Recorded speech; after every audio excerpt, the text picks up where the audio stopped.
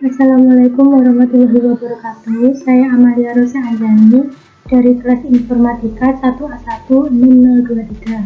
Di sini saya akan mempresentasikan tugas ulangan akhir semester. Yang pertama, jelaskan apa perbedaan virtual reality dan augmented reality.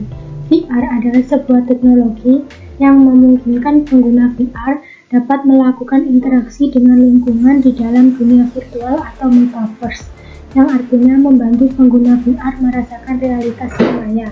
Sedangkan AR adalah sebuah teknologi yang dapat menggabungkan objek maya 2 dimensi atau 3 dimensi dengan objek nyata. Penggabungan tersebut kemudian menghasilkan realitas baru. Perbedaannya, pengalaman yang dihadirkan berbeda dari segi perangkat maupun penggabungan realitas. Selanjutnya, sebutkan efek negatif dan positif dari VR maupun AR. Efek positifnya penggunaan untuk games, untuk simulasi militer dan simulasi medis. Efek negatif gangguan kesehatan mata, penggunaan lebih suka dunia maya ketimbang dunia nyata dan indera pendengaran akan terganggu. Yang kedua, carilah 3 jurnal mengenai sistem pakar dan jelaskan tujuan dari ketiga jurnal tersebut. Yang pertama, sistem pakar untuk mendiagnosa penyakit saluran pencernaan menggunakan metode Dempster-Shaver. Dari penelitian dihasilkan sebuah software baru tentang sistem pakar dalam mendiagnosa penyakit pencernaan menggunakan metode Dempster-Shaver.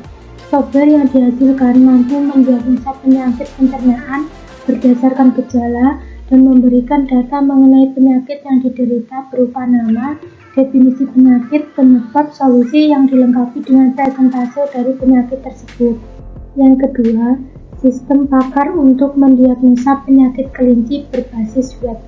Sistem ini dapat digunakan untuk mendiagnosa penyakit pada kelinci, tetapi untuk penelitian selanjutnya, sistem perlu dikembangkan supaya dapat mendiagnosa lebih banyak penyakit pada kelinci. Program aplikasi sistem pakar ini perlu dikembangkan ke arah multimedia yang interaktif dan sistem pakar berbasis mobile. Ketiga, sistem pakar diagnosa penyakit selama kehamilan menggunakan metode naive-Bayes berbasis web. Perancangan aplikasi sistem pakar yang digunakan adalah PHP dan MySQL, dan semua data gejala penyakit dihitung menggunakan metode naive-Bayes. Penerapan metode naive-Bayes menggunakan cara training data gejala, kemudian dihitung untuk dicari nilai probabilitas hasil akhir yang tertinggi diambil sebagai hasil diagnosa. Nomor 3, carilah 3 jurnal mengenai e-commerce dan jelaskan tujuan dari ketiga jurnal tersebut. Yang pertama, sistem informasi penjualan pupuk berbasis e-commerce. Sistem informasi penjualan pupuk berhasil dilakukan dan mempermudah pekerjaan dari perusahaan, memberikan gambaran sistem yang akan digunakan dalam proses manipulasi data dan proses laporan data. Kedua, pengaruh kepuasan transaksi online shopping dan kepercayaan konsumen terhadap sikap serta perilaku konsumen pada e-commerce. Dalam penelitian ini, dibuktikan bahwa sikap dan perilaku konsumen dipengaruhi oleh proses transaksi dan kepercayaan konsumen pada e-commerce, sehingga perusahaan dapat meningkatkan peranan transaksi supaya kepuasan konsumen serta kepercayaannya berjalan dengan optimal dengan cara perbaikan secara konstruktif oleh pihak e-commerce, sehingga pelaku e-commerce, khususnya pelaku usaha UMKM yang memanfaatkan teknologi informasi e-commerce dapat meningkatkan penjualannya. Yang ketiga, implementasi dan pengujian web e-commerce untuk produk unggulan desa.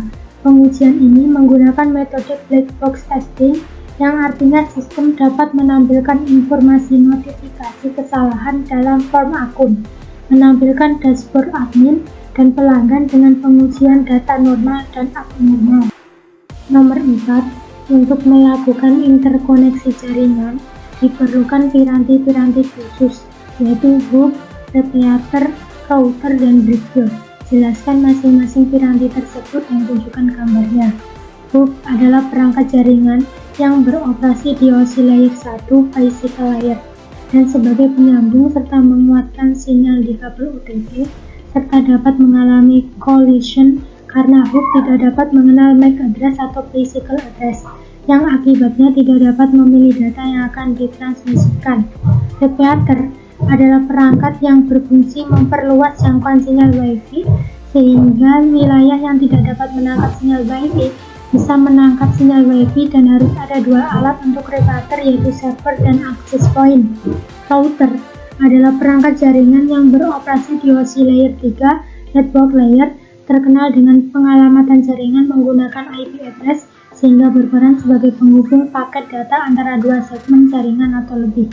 Bridge perangkat jaringan yang beroperasi di OSI layer 2 data link untuk memperluas jaringan dan dapat menggabungkan dua buah media jaringan yang berbeda. Nomor 5.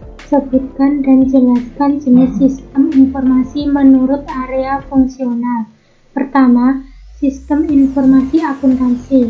Sistem informasi akuntansi adalah suatu kombinasi dari berbagai sumber daya yang dirancang untuk memproses data akuntansi dan keuangan yang ada dan mengubahnya menjadi informasi yang dibutuhkan perusahaan untuk pengambilan keputusan bagi pihak-pihak yang berkepentingan. Kedua, sistem informasi keuangan. Sistem informasi keuangan adalah sistem informasi yang dirancang untuk menyediakan informasi mengenai arus uang bagi para pemakai di seluruh perusahaan. Yang ketiga, sistem informasi manufaktur. Sistem informasi manufaktur adalah suatu sistem berbasis komputer yang bekerjanya berhubungan dengan sistem informasi fungsional lainnya untuk mendukung manajemen perusahaan untuk memecahkan masalah yang berhubungan dengan manufaktur. Keempat, sistem informasi pemasaran. Sistem berbasis komputer yang bekerja sama dalam penyelesaian masalah di bidang pemasaran produk perusahaan. Kelima, sistem informasi sumber daya manusia. Sistem yang bertugas untuk mengumpulkan dan memelihara data yang menjelaskan sumber daya manusia, mengubah data menjadi informasi dan melaporkan informasi kepada pemakai. Keenam, Enterprise Resource Planning adalah software yang mengintegrasikan manajemen data dan informasi dari keseluruhan fungsional perusahaan yang meliputi keuangan, accounting, produksi, penjualan, pembelian, human resource, dan lain sebagainya. Ketujuh, Customer Relationship Management adalah strategi untuk menjalin hubungan dengan pelanggan dan memberikan pelayanan yang memuaskan bagi pelanggan. Sekian video dari saya, kurang lebihnya mohon maaf. Wassalamualaikum warahmatullahi wabarakatuh.